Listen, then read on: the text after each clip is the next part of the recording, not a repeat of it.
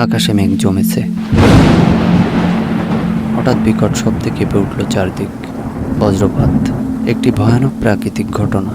প্রতি বছর অনেক মানুষ বজ্রপাতে মারা যায়, কিন্তু এর থেকে বাঁচার উপায় কি? ইসলাম আমাদের শিখিয়েছে সুরক্ষার উপায়। বজ্রপাত চলাকালীন সময়ে রাসূলুল্লাহ সাল্লাল্লাহু আলাইহি ওয়াসাল্লাম একটি বিশেষ দোয়া পাঠ করতেন। দোয়াটি হলো, আল্লাহুম্মা লা তাকতুলনা বিগদাবিকা ওয়ালা তুহলিকনা বিআযাবিকা ওয়াফিনা ক্বাবলা যালিক। দোয়াটি আমি আবার বলছি, আল্লাহুম্মা লা তাকতুলনা বিগদাবিকা ওয়ালা তুহলিকনা বিআযাবিকা ওয়াফিনা ক্বাবলা যালিক।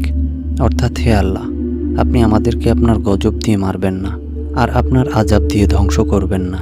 এসবের আগেই আপনি আমাদের রক্ষা করুন। তাই বজ্রপাত চলাকালীন সময়ে এই দোয়াটি বেশি বেশি পাঠ করুন।